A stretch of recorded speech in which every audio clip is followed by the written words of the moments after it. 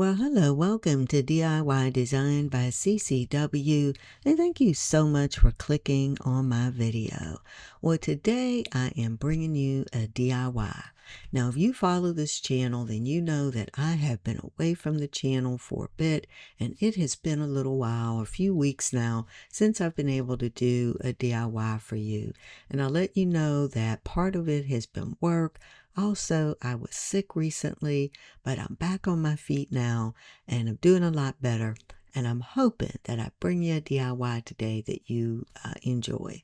Now, I'm kind of going back to some things or doing a DIY that I really like, and that's painting glass. I have these 3 thrifted vases. I've had them for a while. I think I probably paid maybe $1.50 for all 3 at the Goodwill. They don't match, but I'm hoping that after I work on them today, I can make them into a set. Now, I have this color in my head that I want to create, and I want a beautiful shade of turquoise. And I have pretty much every shade of blue, even one that's supposedly a turquoise in my collection, but it's just not quite what I'm looking for. So I'm hoping that if I play around with these paints, mix them together, I'll come up with the look that I want. Now, I'm also going to be working with these beautiful brooches. They're pearl and rhinestone brooches that I got from Walmart. I have some of my favorite rhinestone trim and some other trims and crystals. And hopefully in the end, you'll like the set. And again, I'm going to be making a decorative tray for you as well. Now, the first thing I'll do is go off camera, clean up these pieces with some alcohol to help the paint adhere. Then we'll get busy with the DIY. Now, before I do anything, I'm gonna have to mix my paint color. So again, I'm just gonna be eyeballing here. Now, some of the colors here I'll be using, I'm starting with a beautiful aqua paint, and I'll also be using Cayman blue. I'm going to be using teal. I may even mix in a little bit of that color shift paint that you see sitting there. I'm not sure yet. Then here I'm using a little bit lighter blue to kind of lighten everything up. Now again, nothing scientific. I'm just mixing until, I come up with a color that I like. But once I do, then I'll go ahead and we'll be ready to start painting the pieces.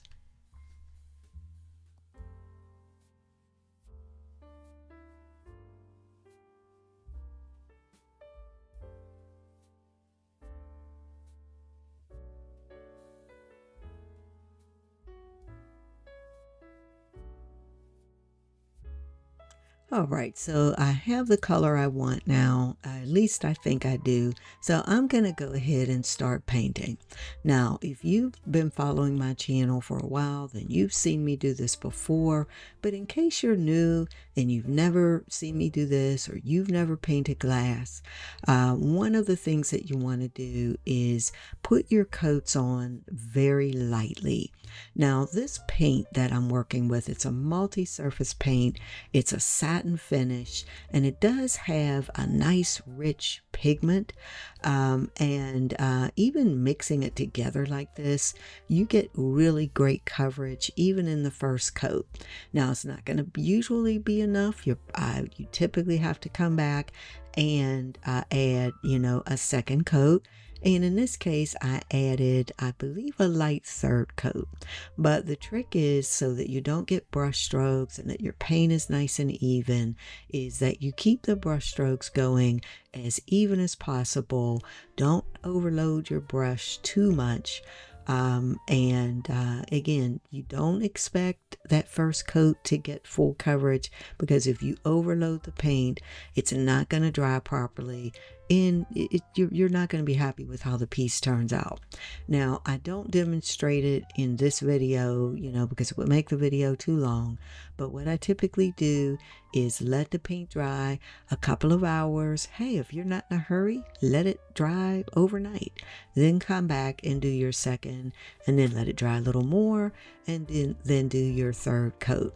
When you're doing pieces like this, You know, it's kind of hard to have the brush going in the same direction all the time because you have to do the little cut-ins, you know, and follow the curve of the vase.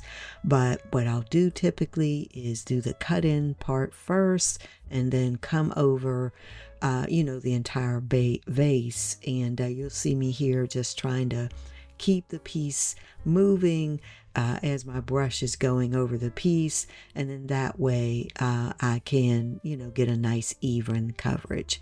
So once I do this, now what I do off camera is once I get done here, I'll set the pieces somewhere where they can dry, and that's typically when I paint the bottom of the piece.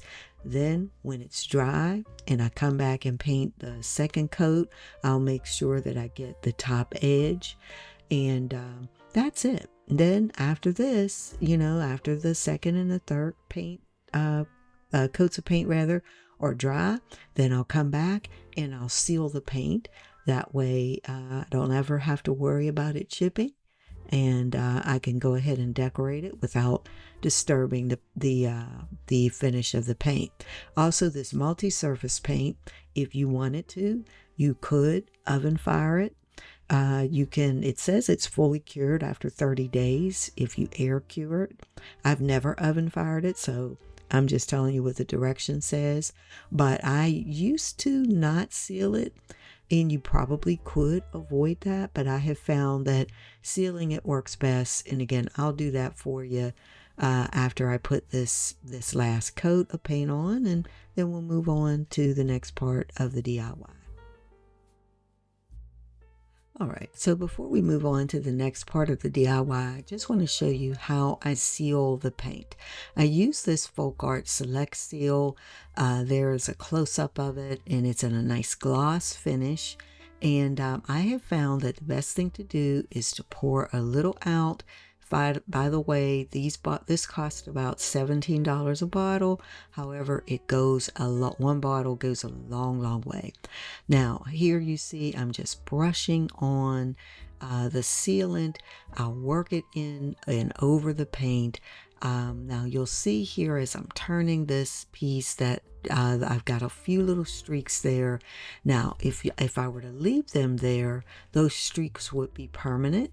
But as long as you're, you know, going over the sealant and, you know, kind of spreading out the gloss and making sure you don't leave those streaks, you'll be fine, or the piece will turn out fine. So the bottom line is you want to get a nice even coat all over the paint or the painted surface, and then once you go over it with the wet sponge that has been dipped in the Select Seal, you want to come back with a dry sponge to kind of soak up any excess gloss or rather sealant that you've left on the piece, and then that's it. You know, let it dry, and then your piece is sealed. All right, so now I'm going to go ahead and while that sealant is drying and start building my mirror. So basically I'm gluing together 3 12-inch cake boards and 2 12-inch mirrors. Now I buy these cake boards in a pack of, I think, 10, 12, I can't remember how many, and they're very inexpensive, but they're really good for building these mirror trays. If you haven't seen me do this before, they, you know, number one, I like the fact that I can keep adding cake boards until I get the thickness that I want, and I find that it really gives my trays a lot of strength. So I put the glue in between each of the layers, and for this piece or this tray, I'm planning to go ahead and add an acrylic top to it, so I'm not going to go as thick as I might for the base of the tray. So here I'm applying more glue to the top mirror, and then once that's done, I'll go ahead and put it on top. Then I'm going to use some clamps to clamp all of this together, set it aside until I know that the mirror or the layers of mirror have dried. There you see me reaching to get my little dollar store clamps, and I'll go ahead, get everything clamped together. Now, once I do that, I'll come back and we'll move on to the next part of the DIY. All right, so now that the base is dry, I'm going to go ahead and glue on my legs. Now, if you've followed my channel for a while, then you know that I like to do this with my trays. And back in the day when I first started doing this, I would build these legs out of little wooden blocks. Now, I love using these crystal knobs. Now, I typically get these from Amazon. I get them in bulk. You can buy them at Home Goods and places like that too. And if you'll check my Amazon store, you'll see that I do have these there, or you can purchase them there rather. I find that to be the cheapest place, and usually you can get a dozen or so for a pretty good price. Now, here you see I'm just applying some glue to each leg, and what I did is I used a magic marker and a ruler to just kind of help me place the legs and make sure that they're even. I've been known in the past to not do this part right because I hate measuring. I just absolutely do, but it does turn out better. Your tray will be balanced. You don't want your tray to wobble. So it's better that you do this. There I'm just removing a little bit of excess glue that I got on the side of the legs, but that's it. Now for this part, most of this DIY I've been using E6000 quick hold. That's what I used, or the type of glue rather that I used to build the tray layers. But when it comes to the legs, I like to use the regular E6000 clear.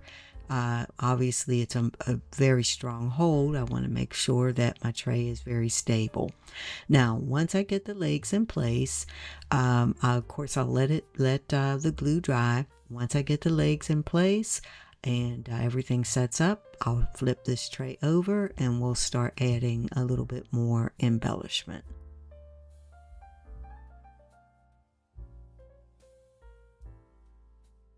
All right, so now I'm going to start by adding this rhinestone trim. Now this is one of my favorite trims. I use it quite a bit on my channel. It comes from Joann Fabrics, and it's just absolutely gorgeous. It's made by Yaha Han, I believe is how you say it. But anyway, I'll make sure to have a link for it down in the description box. And typically with Joann's, you want to wait until you can get a nice sale, a coupon, and they usually have a 40% coupon on their website that you can use. Now I am placing the glue here. I'm using the E6000 quick hold glue. And here you can see just working my way around. I found that it's easier to kind of start adding the trim when you're going to use this much, or a large piece like this.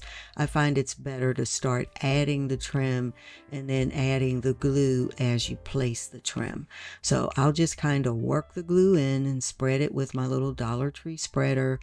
Work it in with, make sure that it's laying even and flat.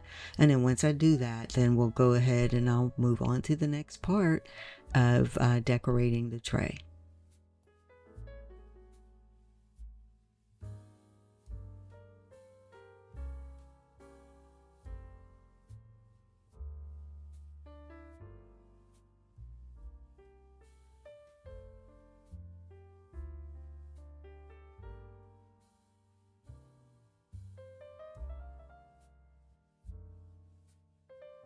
All right, so now I'm adding this clear acrylic top.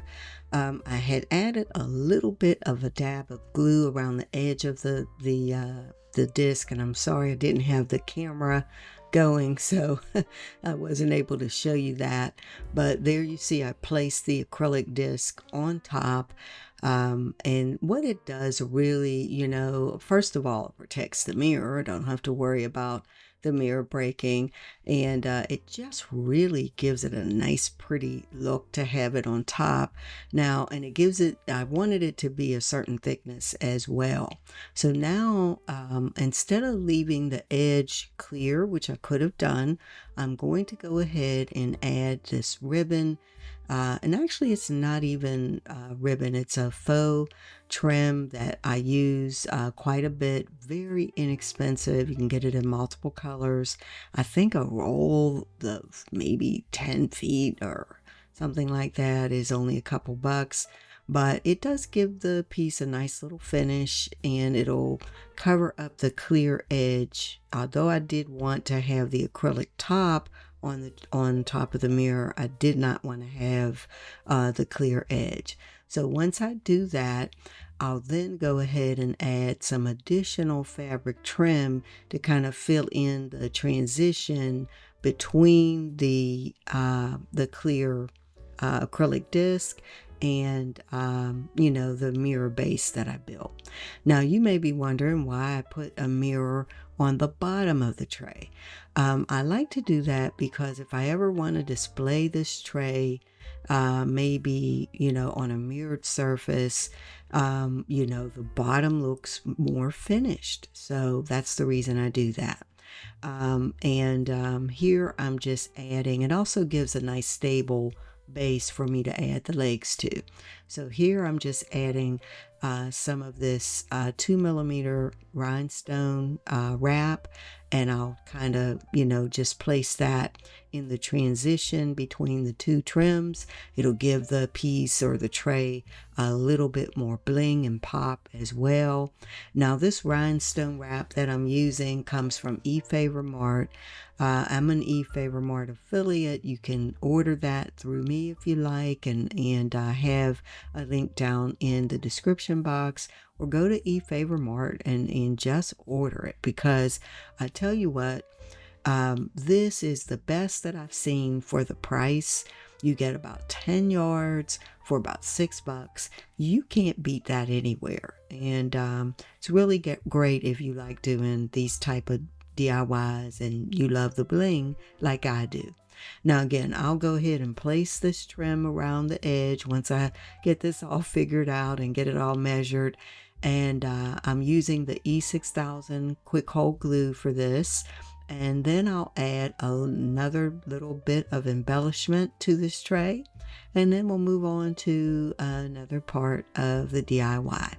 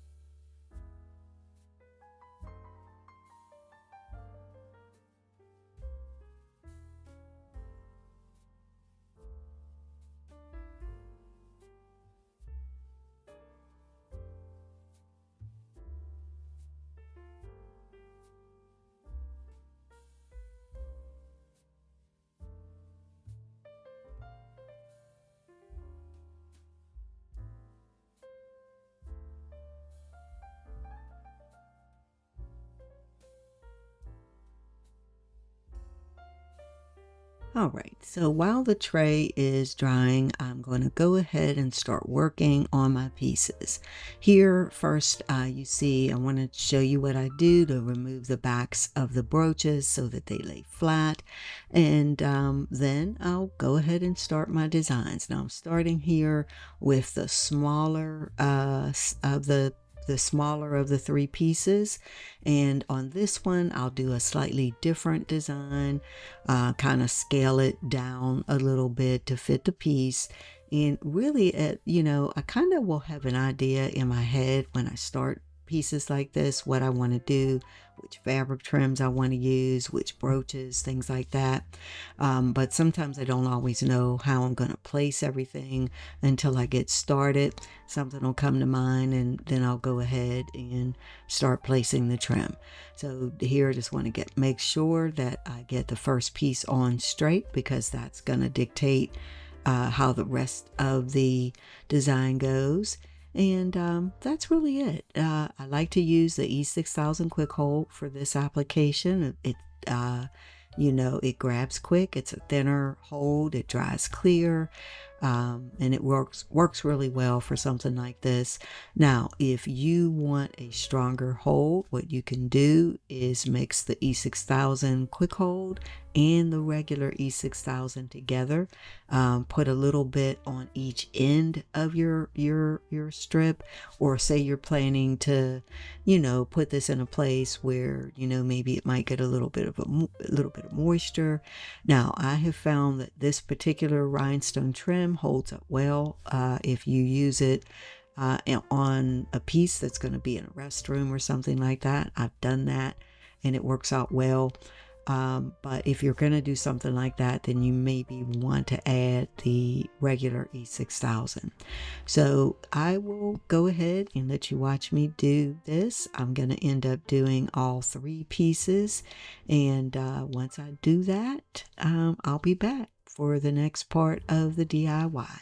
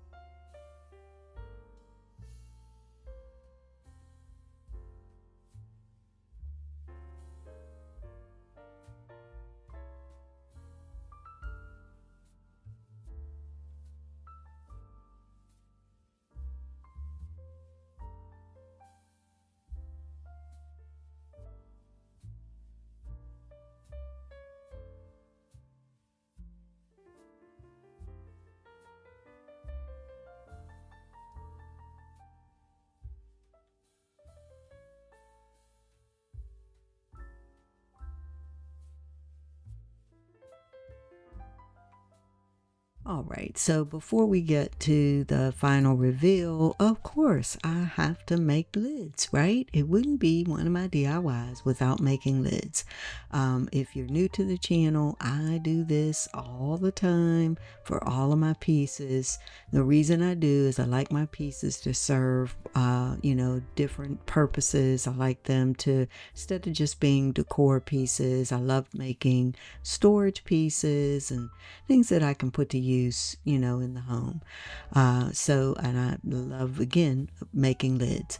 I've done different types of lids over the years, and I've changed this process over the years. One of my favorites that I've been doing recently, maybe in the last year or so, is using these acrylic discs. Now, you can find these discs in my Amazon shop. If you like, or order them on Amazon. But I'm using 1 4-inch and 2 3.5-inch disc. That was the close, size, or closest that I could get to the size that I needed these to be for the lids. Now here you see I'm just kind of trimming out each of the lids. Now what I've learned to do before I do add my little additional trim, which I'm using that same 2mm chain wrap that I used on the mirror and on the pieces. What I've learned to do is to leave the outer protective acrylic wrap. These acrylic discs rather come with an outer protective wrap. Leave it on until you add your trim. If not, you're going to end up getting glue all over the acrylic, and it is very difficult to get off. I ruined quite a few of these when I first started, and again, I've learned to do that. So what I'll do here, as you see me doing, is just using my E6000 quick hold glue, and I'm gluing on the trim. And then once I know that the glue has set a little bit, I'm going to come back and remove the clear outer coating. Now, the 2 3.5-inch disc, they come with the little tabs, and that makes it so much easier to get the acrylic off, or the protective coating off. For the disc that I'm working on there, the 4-inch disc, it didn't have that tab, but so what you may have noticed me doing is I kind of get it started so that I won't have difficulty pulling it off after I glue on my trim. Okay, so now I'm just going to add decorative knobs, and these knobs match basically the knobs that I used for the tray, only they're just a different size. And that's it. Once I do that, once I make the lids, that's it. This DIY is done, and it is time for the final reveal. And this is how everything turned out. This is how the tray turned out. I really like it. Please let me know what you think. Do you like this? Let me know in the comments. Is this a set that you would make? Here's how the other pieces turned out. I think that I really like them. I got the color that I wanted. I got that light turquoise that I was hoping for. And now we're going to take a closer look at everything. I'm thinking this set, I'm not sure, sometimes I make these and I give them away as gifts. And I may end up doing that for this set. I'm not 100% sure. But I always like to hear from you guys. First of all, do you like how this turned out? Would you make something like this yourself? And if do you like the color? Do you like the way the rhinestones and the pearls and all of that look? And is this something that if you did make it, would you give it away or would you keep it? So if you would, let me know about that down in the comments. Also, if you haven't subscribed to the channel, I hope that you will do that. I do have some other DIYs planned for you, and I'm hoping to be able to put them up for you at a faster pace like I used to. This is something I really love doing, and I'm hoping to be able to do quite a few more for you. Now, I was thinking this teal color would also be, or rather turquoise color would be really great for summer. I'm wondering if you think that too, that these pieces would be great for summer. So that's all I have for you. I hope you really enjoyed the video. Let me know what you think. Again, if you haven't subscribed, I hope you'll do that today. Please go and visit my other channels. You'll see the links in the description box. Again, thanks so much for watching. And until I talk to you or see you again, have a wonderful day or have a wonderful night. Bye-bye.